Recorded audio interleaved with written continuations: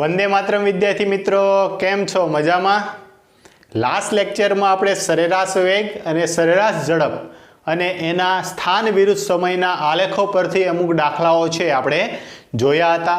आजे हवे आपणे भणवानुं छे तात्क्षणिक वेग अने तात्क्षणिक झड़प। एने तत्कालीन वेग अने तत्कालीन झड़प तरीके पण छे ओळखवामां आवे छे। तो प्रश्न एम थशे के शा माटे? तो कि जे आपणे सरेराश वेग अने सरेराश झड़प मेळवाता एनुं जो सूत्र छे आपणे जोई लईए। तो सरेराश वेग बराबर आपणे शुं लीधुं हतुं?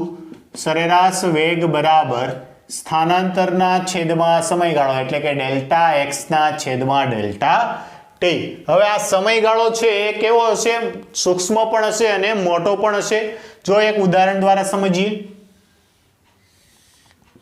आ कोई कणना स्थान विरुद्ध समय टी नो आलेख छे अने ए आलेख कंईक आवो आवे छे।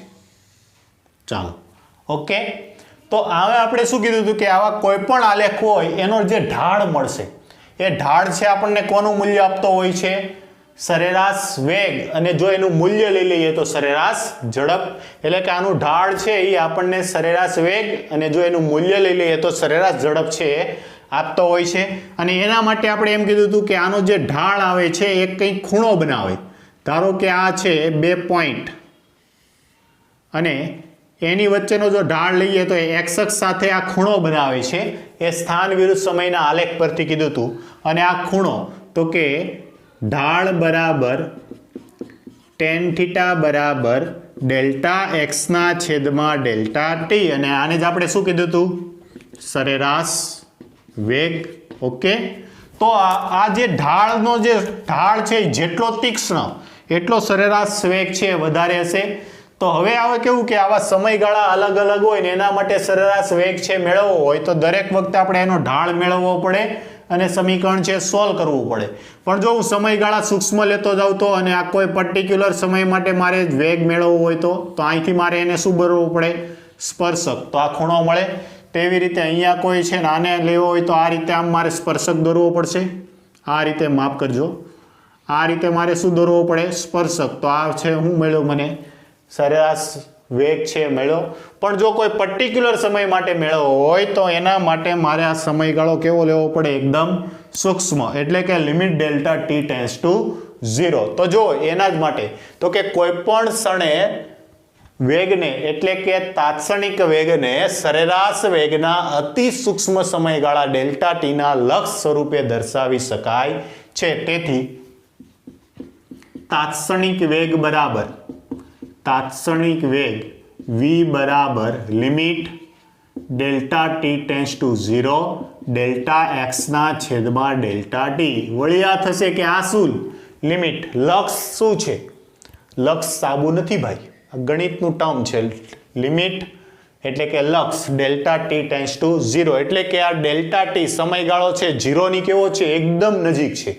અને 0 ની એકદમ નજીક હોય ત્યારે આને લખી શકાય, આ સમગ્ર પદને આ રીતે લખી શકાય dx upon dt। આ છે તાત્કાલિન એટલે કે તાત્ક્ષણિક વેગ dx upon dt। અને આ પદને આ રીતે વચાહે તો કે x નું समय टीनी सापेक्ष विकलितनो गुणक अथवा आपणे एम पण कहीए छीए के एक्स नु समय टी नी सापेक्षे समय टी नी सापेक्षे एक्स नु विकलन। ओके, आ एने कहेवाशे। हवे आ रीते तमारे विकलित करवुं छे तो आपणा माटे नवुं छे एटले आना माटे हमणां ज आपणे घणा अगत्यना सूत्रों छे जोवाना छे अने आ सूत्रों पाका करवाना छे। जो तमने सूत्रों आवडता हशे तो ज तमे तात्क्षणिक वेगनो दाखलो छे तमे सोल्व करी शकशो। एटला माटे खास हमणानो जे पोर्शन छे आनी पछीनो ए आपणे तात्क्षणिक वेग अने प्रवेगना जे दाखलाओ छे एने सोल्व करवा माटे जे पण सूत्र जे जोईए छे एना पर आपणे एक આગળનો ટોપિક છે જોવાનો છે। તો આ મળ્યું આપણને તાત્ક્ષણિક વેગ। તો તમને એમ થશે સર તાત્ક્ષણિક ઝડપ એટલે શું? તો આ તાત્ક્ષણિક વેગનું જે પણ મૂલ્ય આવ્યું એનું જે માન આવશે એ જ આપણને શું આપી દેશે? તાત્ક્ષણિક ઝડપ। ધારો કે તમે કોઈ પ્રશ્ન સોલ્વ કરો છો એના માટે તમને ઝડપનું મૂલ્ય છે -20 મીટર પર સેકન્ડ મળ્યું, તાત્ક્ષણિક ઝડપ વેગનું મૂલ્ય મળ્યું -20 મીટર પર સેકન્ડ, તો તાત્ક્ષણિક ઝડપ થઈ જશે, તાત્ક્ષણિક ઝડપ થશે +20 મીટર પર સેકન્ડ. એટલે કે આનું જે મૂલ્ય આવે છે એ શું મળશે આપણને? તાત્ક્ષણિક. આ શું છે? તાત્ક્ષણિક વેગ. ઓકે, તાત્ક્ષણિક વેગનું. તો આવા કોઈ પણ જો માઇનસ હશે તો પણ એક જવાબ છે એનું મૂલ્ય લેશું એ કેવો બની જવાનો છે? પ્લસ જ તે. એટલે આ એક યાદ રાખવાનું છે, v = dx ના છેદમાં dt. આ છે તાત્ક્ષણિક વેગ. બીજું યાદ રાખો કે તમે કોઈ પ્રશ્ન છે એને સોલ્વ કરો છો અને તાત્ક્ષણિક વેગ મેળવો છો. જો આ તાત્ક્ષણિક વેગના સમીકરણ છે એ સમય t પર આધાર રાખતું હોય તો આ ગતિ છે એ અનિયમિત હશે, અને જો t ઉપર આધાર નથી રાખતું તો એ કેવી હશે? નિયમિત હશે. તો જો કે જો વેગ v નું સમીકરણ સમય t પર આધાર રાખતું નથી તો ગતિ નિયમિત, અને જો વેગ v નું સમીકરણ અથવા તો v છે, વેગ v એ સમય t પર આધાર રાખે છે તો ગતિ અનિયમિત. આ છે ખાસ યાદ રાખવાનું છે. ઓકે, જો વેગ v છે એ સમય t પર આધાર રાખતું નથી તો ગતિ નિયમિત, અને જો રાખે છે તો અનિયમિત. આ છે પ્રશ્ન જે હું તમને સોલ્વ કરાવીશ, એટલે હું તમને આનો ભેદ છે તમને ઉકેલીને બતાવીશ. વિદ્યાર્થી મિત્રો, વધારે કંઈ આમાં ખાસ જોવા જેવું નથી, પણ એટલું જ યાદ રાખો કે આ જે સમયગાળા છે સૂક્ષ્મ લેતા જાઓ અને કોઈ એક પર્ટિક્યુલર સમય માટે લઈ લો તો એ સમયે જે વેગ મળે છે એને જ કહેવાય છે તાત્ક્ષણિક વેગ. બીજું કે સરેરાશ વેગ અને સરેરાશ ઝડપ જોઈતી એ આપણને શું કરતા? તો કે સમયગાળો, આ સમયગાળામાં પદાર્થની ઝડપ અથવા તો વેગ કેટલો છે એનું મૂલ્ય આપતા હતા.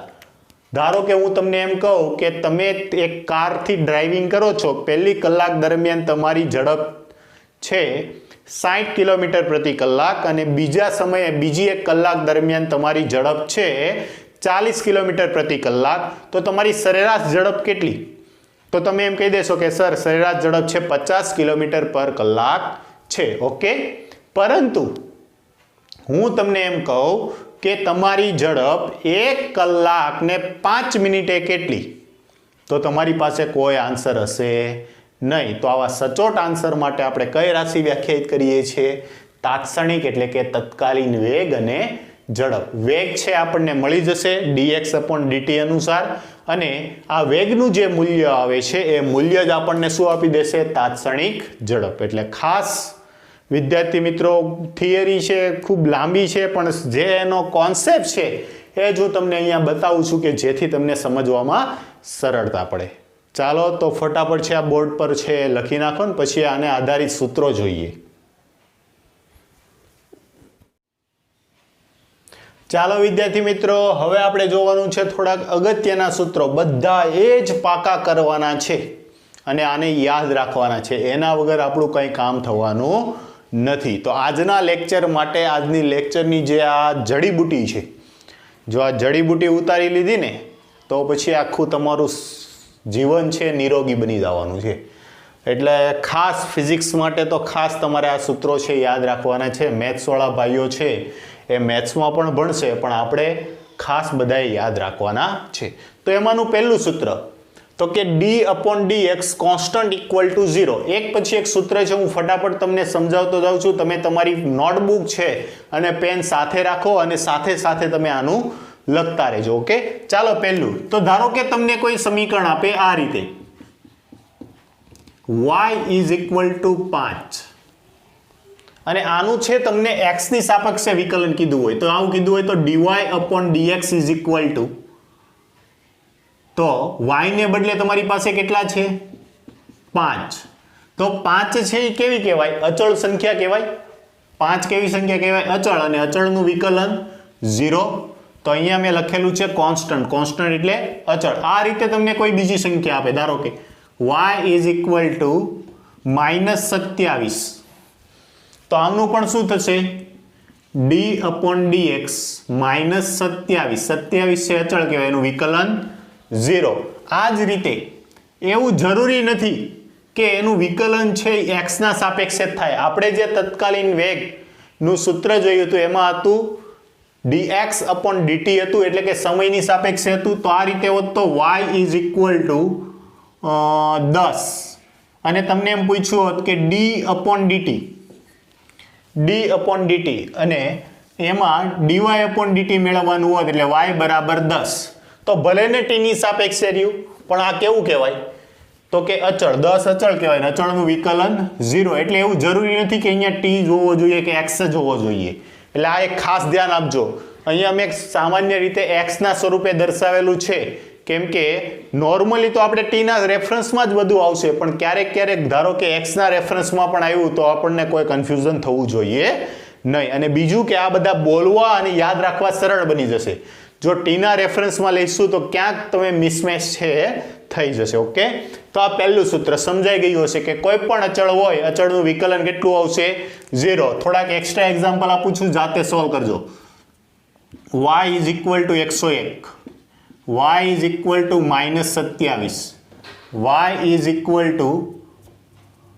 81 આ બધા છે તમારે શું કરવાના છે સોલ્વ કરવાના ચાલો બીજા સમીકરણ ઉપર જઈએ તો d/dx x⁻n = nx⁻n - 1 સર આમાં કઈ ખબર ના પડી ચાલો જોઈએ ધારો કે આપણને આપેલું છે y = t². y = t². પહેલા x ના ફોર્મમાં લઉં છું y = x² આવું આપેલું છે અને તમને કીધું છે dy/dx મેળવો તો આનું વિકલન શું થશે dy/dx તો આ કોના જેવું થયું જો x⁻n x ની n ઘાત બરાબર થયું તો સૂત્ર શું છે x ની n ઘાત હોય તો ઘાત ક્યાં પડે આગળ ઘાત આગળ પડી અને એક ઘાત ઓછી થઈ જો એક ઘાત ઓછી n - 1 તો આની બે ઘાત છે કેટલી ઘાત છે બે ઘાત તો આનું dy/dx શું થશે ઘાત ક્યાં પડશે આગળ અને આની એક ઘાત ઓછી થાય 2 - 1 તો કેટલી થઈ જશે 2 × x 2 માંથી 1 જાય એટલે 1 લખો કે ના લખો કાંઈ ફરક પડે નહીં તો આનું dy/dx શું આવ્યું dy/dx 2x આવી ગયું તેવી જ રીતે જોજો આવી રીતે હોત તો y = x⁻10 તો શું થાય ચાલો શું થશે dy/dx બરાબર આ ઘાત છે ઘાત ક્યાં પડશે આગળ એક ઘાત ઓછી થાય આમાંથી એક ઘાત ઓછી થાય 10 માંથી 1 જાય એટલે 9 હવે બાદબાકી કરવાની જરૂર રહેતી નથી તો આ તમને શું મળી ગયો આન્સર ઓકે ચાલો હવે t ના ફોર્મમાં જોઈએ તો કે y =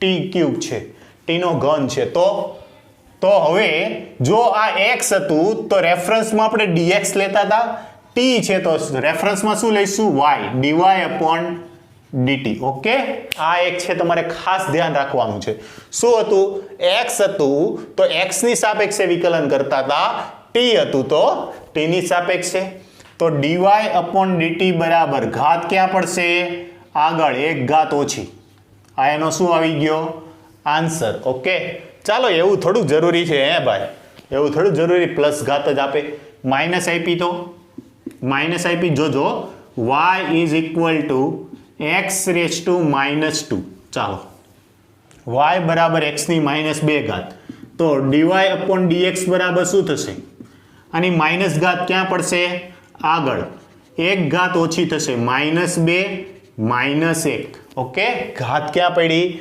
આગળ એક ઘાત ઓછી તો શું થઈ જશે -2x ની -3 તો આને શું લખાય તેથી dy/dx બરાબર -2/x નો ઘન છે આવી રીતે લખી શકીએ ઓકે ચાલો આવી રીતે આપ્યું હોત તો y = 1/t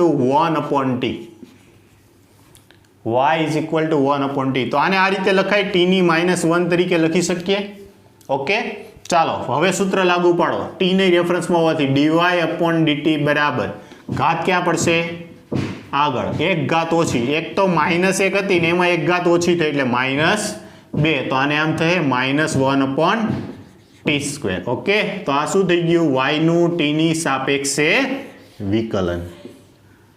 સમજાઈ ગયું? ચાલો હજુ પણ આમાં આગળ વધીએ. ધારો કે તમને આમ આપ્યું હોત તો y is equal two 5t square. y is equal two 5t square. તો આનું વિકલન શું થશે? તો કે t આપેલો હોવાથી dy અપોન dt બરાબર આ 5 છે ને 5 અચળ કહેવાય. તો 5 નો અચળ એનું કાંઈ ના થાય, ગુણાકારનો નિયમ લાગુ પડે. પહેલું અચળ બીજાનું વિકલન, જો એકવાર સમજાવો, બીજાનું વિકલન d upon dt T square plus પહેલું અચળ બીજાનું વિકલન પ્લસ બીજું અચળ પહેલાનું વિકલન. આ હકીકતમાં મેથ્સનો જે વિકલનનો નિયમ છે એ મેં તમને સમજાવ્યો. શું આવશે? પહેલું અચળ બીજાનું વિકલન, બીજું અચળ પહેલાનું વિકલન.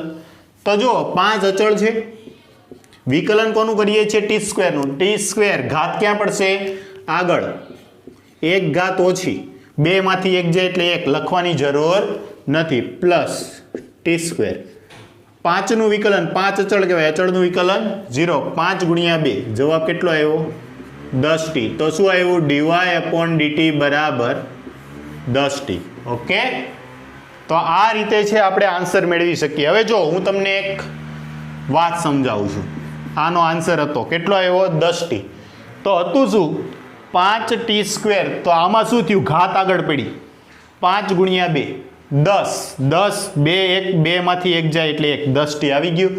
તો આવા કોઈ પણ સમીકરણ આવે એટલે આવી લાંબી ઝંઝટમાં ન પડતા આપણે કઈ રીતે સોલ્વ કરશું? ધારો કે આવું સમીકરણ હોત તો y is equal two 6t cube.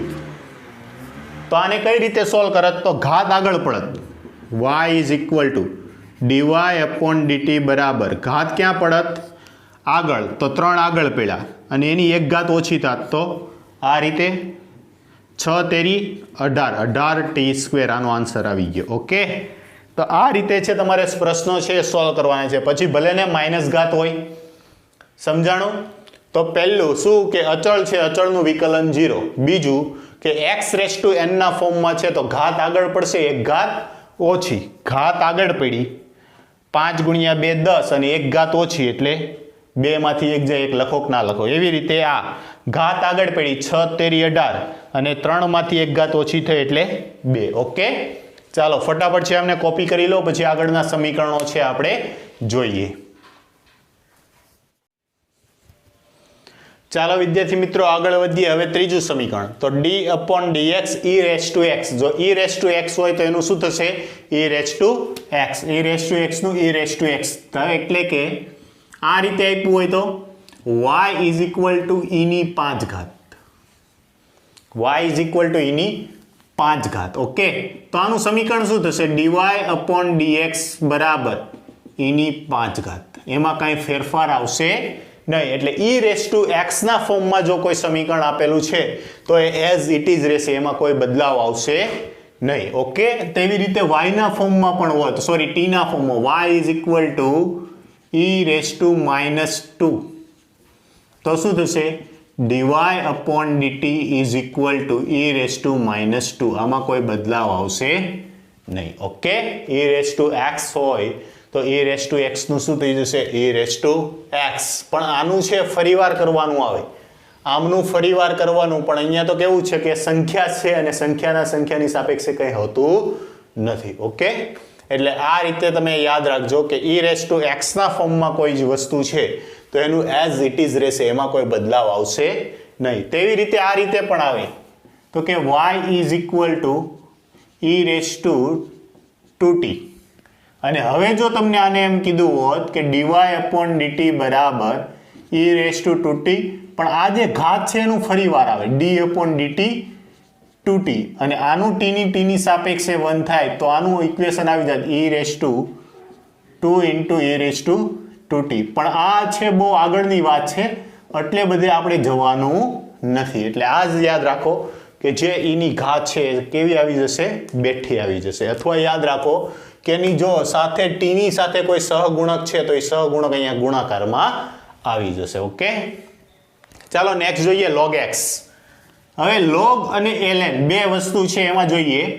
ધારો કે આપણને આપેલું છે y is equal two log 5, y is equal two log 5, તો આનું વિકલન થશે dy upon dx બરાબર 1/5 log x નું 1/x. તેવી જ રીતે આપણને આપેલું હોત y બરાબર log e 10, તો આમનું પણ શું થઈ જાત તો કે y બરાબર 1/10, પણ ક્યારે dy upon dt બરાબર, તો t ની સાપેક્ષે હોય x ની સાપેક્ષે હોય એની સાથે કંઈ લેવા દેવા નથી. x નો જે x છે એ ક્યાં થઈ જશે 1/x, લોગનું સમીકરણ હોય ત્યારે. પછી આ સમીકરણ છે a રેઝ ટુ x, જો ફરક શું છે e રેઝ ટુ x માં અને a રેઝ ટુ x માં, તો કે y બરાબર આપેલું હોત કોઈ સંખ્યા છે તો કે 5 રેઝ ટુ x, તો આને e રેઝ ટુ x નહીં વચાય, જો આને e રેઝ ટુ x વચાશે નહીં, કેમ કે 5 છે અને 5 ની x ઘાત છે, તો આનું વિકલન શું થશે તો કે dy upon dx બરાબર આ છે એ બેઠું a raise to x into log 5, આ છે આનો આન્સર. તેવી જ રીતે આવું સમીકરણ આપ્યું હતું y બરાબર 2 રેઝ ટુ t, તો આનું વિકલન શું થઈ જાત dy upon t હોવાથી dy upon dt બરાબર 2 raise to t log 2. Okay, એટલે કે a રેઝ ટુ x નું a raise to x into log a એટલે આ જે બે જ આપેલો છે તે a રેઝ ટુ x નું a raise to x log a એટલે જે બે જ આપેલો છે તે. એવું સેમ અહીંયા પણ થાય હો, અહીંયા પણ થાય. જો કઈ રીતે બતાવું છું, આનું આજ લઉં છું y is equal to a raise to 5. Okay, ચાલો આનું વિકલન કરો તો શું થશે dy upon અહીંયા x લીધું dy upon dx બરાબર e raise to x into e. તો જો એક તો log નો બેઝ e હતો અને e આવ્યું log e ઇન્ટુ e એટલે એનું વેલ્યુ થાય 1, એટલે એનો જવાબ આવે છે e રેઝ ટુ 5.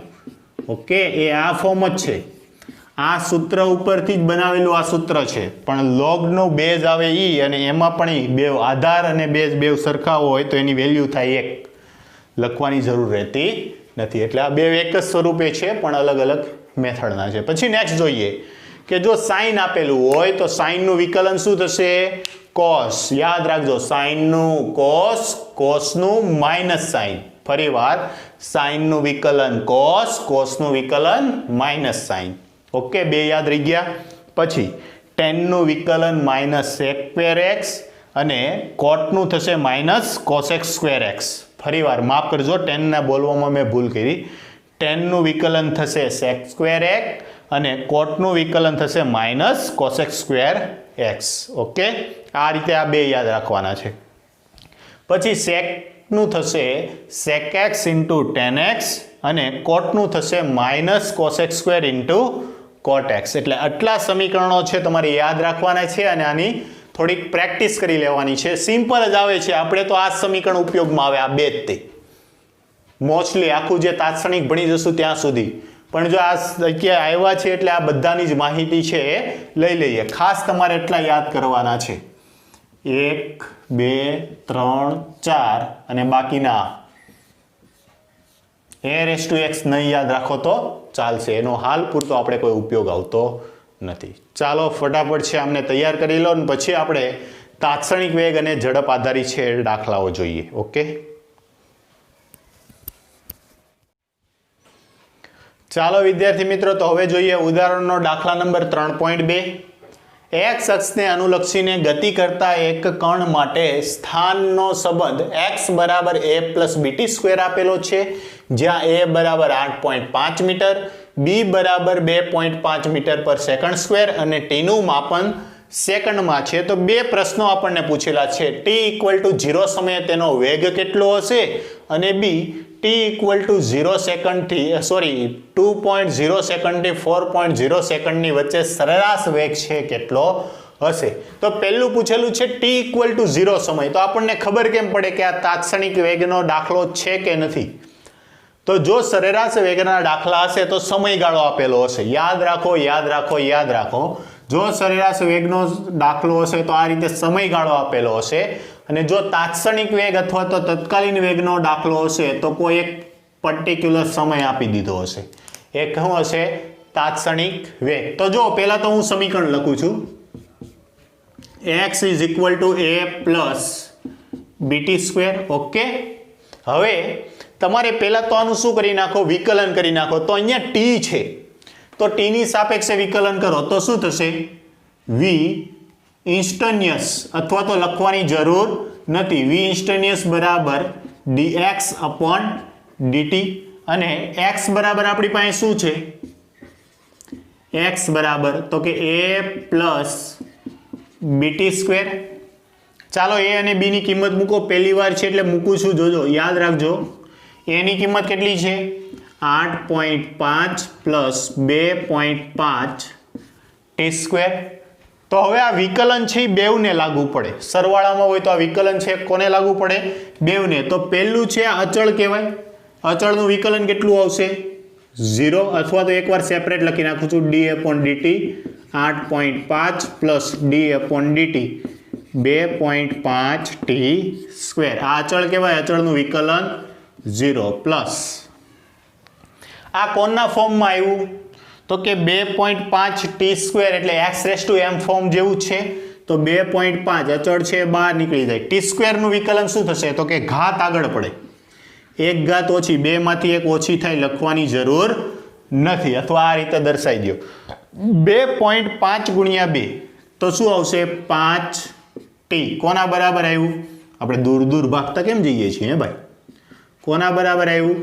5t. એટલે કે vt બરાબર આવ્યું 5t. પ્રશ્ન શું પૂછેલો છે? t ઇક્વલ ટુ 0 સમયે તેનો વેગ કેટલો હશે? તો આમાં t દેખાય છે, t ને બદલે તમે શું મૂકી દો? 0. તો જો ઇન્સ્ટન્ટિયસ વેગ v2 ઇઝ ઇક્વલ ટુ 5 ગુણ્યા 0, સોરી 0 છે કીધું છે, v0 બરાબર 5 ગુણ્યા 0, કેમ કે t છે, t ને બદલે 0 મૂકો તો આ કેટલો આવી ગયો? 0 મીટર પર સેકન્ડ. તો આ શું થશે? t ઇક્વલ ટુ 0 સમયે તત્કાલીન વેગ 0 મીટર પર સેકન્ડ છે. ઓકે, આ પહેલો આન્સર છે, મળી ગયો. હવે જોઈએ બી. બી શું કીધું છે? 2 સેકન્ડ ટુ 4 સેકન્ડના સમયગાળાની વચ્ચે. તો અહીંયા ડેલ્ટા ટી બરાબર શું મળ્યું? ડેલ્ટા ટી બરાબર તો કે 4 minus 2 is equal two 2 second. આટલું છે, આપણને મળી ગયું. હવે શું કરવાનું? તો કે આ સ્થાનનું તમને સમીકરણ આપેલું છે. જોજો હું લખું છું, x બરાબર કિંમત મૂકીને જ લખું. એની કિંમત છે 8.5, બીની કિંમત છે 2.5 ટી સ્ક્વેર. તો આમાં તમે શું કરો? તો કે પહેલા તમે 2 સેકન્ડ મૂકો. સમય t1 બરાબર કેટલા મૂકો? 2 સેકન્ડ. તો x2, તો આને હું આ રીતે લખી નાખું, xt બરાબર. ઓકે, તો t ને બદલે હવે 2 મૂકો. તો આ સમીકરણમાં જ્યાં t દેખાય ત્યાં 2 મૂકો. ચાલો, શું થશે? 8.5 2.5 2 નો વર્ગ, 2 નો વર્ગ 4, 4 ગુણ્યા 2.5 એટલે 10, 10 વત્તા 8.5 18.5. અંતર શેમાં આપેલું છે? મીટરમાં. તો આન્સર શું આવશે? મીટર. ચાલો, હવે x4 મૂકો. ફરી પાછું જ્યાં t દેખાય ત્યાં 4 મૂકો. તો શું થશે? 8.5 પ્લસ 2.5 4 નો વર્ગ. 4 નો વર્ગ કેટલો થઈ જશે? 16. 16 ગુણ્યા 2 32, 32 ને 0.5 છે એટલે 16 ને 8, 32 ને 40, 40 ને 8 48.5 મીટર. ઓકે, સરેરાશ વેગ કીધો છે. સરેરાશ વેગનું ઇક્વેશન શું? સરેરાશ વેગ v બાર વડે દર્શાવી દો તો શું થશે? સરેરાશ વેગ v બાર બરાબર શું થશે? ડેલ્ટા x ના છેદમાં ડેલ્ટા t, એટલે કે x2 પહેલા ફાઇનલ, છેલ્લું કયું આવે છે? x4 માઇનસ x2 અપોન સમયગાળો t2 માઇનસ t1. આ t2 છે, આ t1 છે.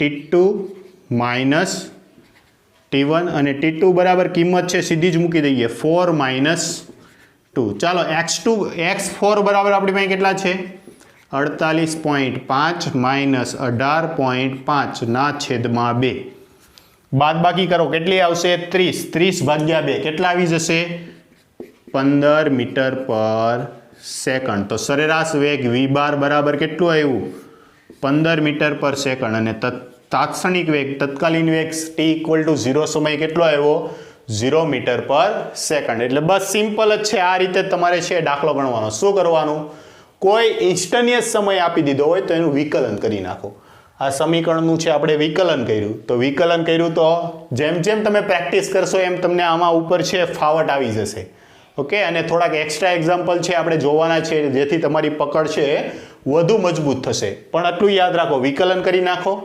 પછી એમાં જે સમય આપેલો છે એની કિંમત મૂકી દો એટલે સાદુરૂપ આપતા તમને શું મળી જશે એનો આન્સર 0 કિંમત મૂકી તો 0 મીટર પર સેકન્ડ બીજું આપણને પૂછેલું હતું સરેરાશ વેગ માટે શું કરો આને કહી દો t1 આને સમય કયો t2 બેયની બાદબાકી કરો એટલે ડેલ્ટા t મળી ગયો આ સમીકરણ હતું એમાં પહેલા પ્રથમ સમય મૂકી દો 2 સેકન્ડ સાદુરૂપ આપી દો 4 સેકન્ડ મૂકો સાદુરૂપ આપો અને સરેરાશ વેગનું સૂત્ર શું છે તો કે સ્થાનાંતરના છેદમાં સમયગાળો સ્થાનમાં થતો ફેરફાર ચોથી સેકન્ડ માઇનસ બીજી સેકન્ડના છેદમાં સમયગાળો સાદુરૂપ આપો તો શું મળી જશે સરેરાશ વેગ ઓકે ફટાફટ છે આમને લખી નાખો પછી આમના એક્સ્ટ્રા એક્ઝામ્પલ છે જોઈએ ચાલો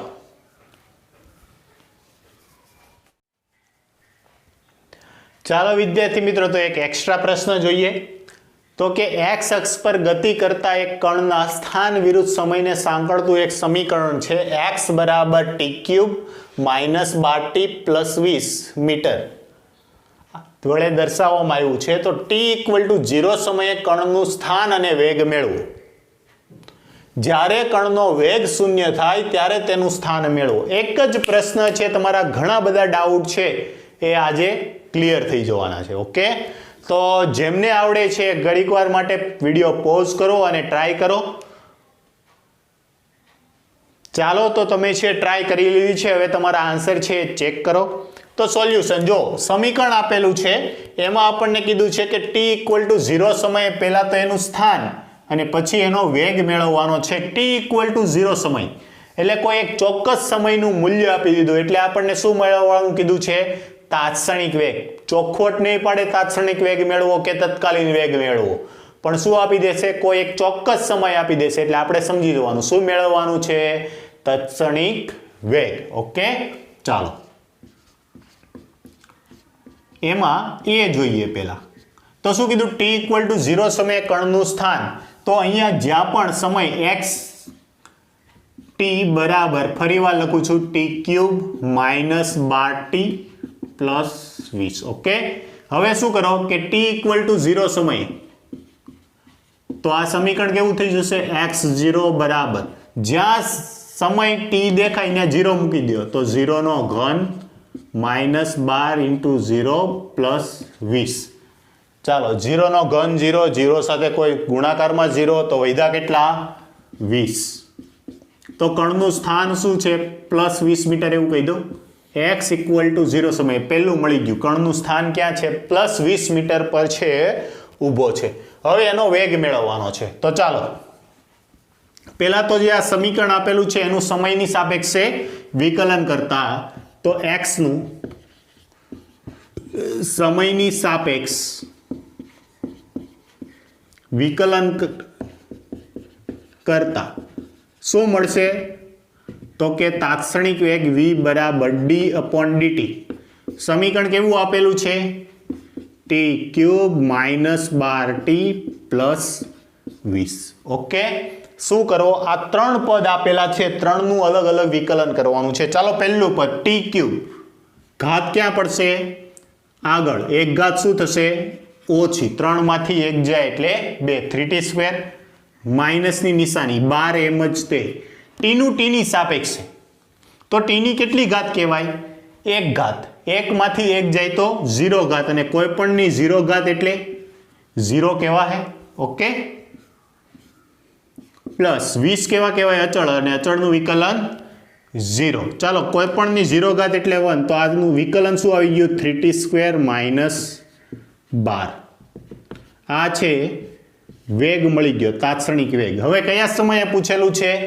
t ઇક્વલ ટુ 0 સમયે. તો આમાં જ્યાં પણ તમને t દેખાય ત્યાં 0 મૂકી દો તો કે v 0 બરાબર શું થશે? 3 0 વર્ગ -12 ઇઝ ઇક્વલ ટુ -12 મીટર પર સેકન્ડ. આ તમને મળી ગયો v ઓફ 0 એટલે કે 0 સમયે તાત્ક્ષણિક વેગ -12 મીટર પર સેકન્ડ. ઓકે, જો કોઈ બીજો સમયગાળો પૂછ્યો હોત તો આટલું તો છે જ તે, તમને એમ પૂછ્યું હોત આ જ પ્રશ્ન પણ t ઇક્વલ ટુ 0 ના બદલે આમ કીધું હોત તો કે t ઇક્વલ ટુ 2 સમયે વેગ, તો શું કરત? 0 ને બદલે તમારે અહીંયા શું મૂકવું પડત? 2. ચાલો સોલ્વ કરીએ. આ સમીકરણમાં 0 ને બદલે 2 મૂકો તો v ઓફ 2 બરાબર 3 2 નો વર્ગ 4 -12 12 માંથી 12 જાય, કેટલા વધશે? 0 મીટર પર સેકન્ડ. તો v 2 સેકન્ડ એનો વેગ કેટલો થઈ ગયો? 0 મીટર પર સેકન્ડ. ઓકે, આ રીતે છે. આ જ રીતે કીધું હોત તો t equal to 3 સેકન્ડે, t equal to 3 કીધું હોત તો 2 ને બદલે અહીંયા કેટલા મૂકત? 3. તો જો v ઓફ 3 બરાબર શું થાત? 3 3 નો વર્ગ 9 -12 9 તેરી 27 -12 બરાબર 15 મીટર પર સેકન્ડ. ઓકે, એટલે આ રીતે છે તમને કોઈ પણ સમયે વેગ કીધો હોય તો તમે મેળવી શકો છો. ચાલો એમનો જોઈએ બી છે, મજેદાર છે. મેં થોડીક ઉતાવળ કરી નાખી છે, કાંઈ વાંધો નહીં, સમજાઈ જશે. ચાલો, જ્યારે કણનો વેગ શૂન્ય થાય ત્યારે તેનું સ્થાન મેળવો.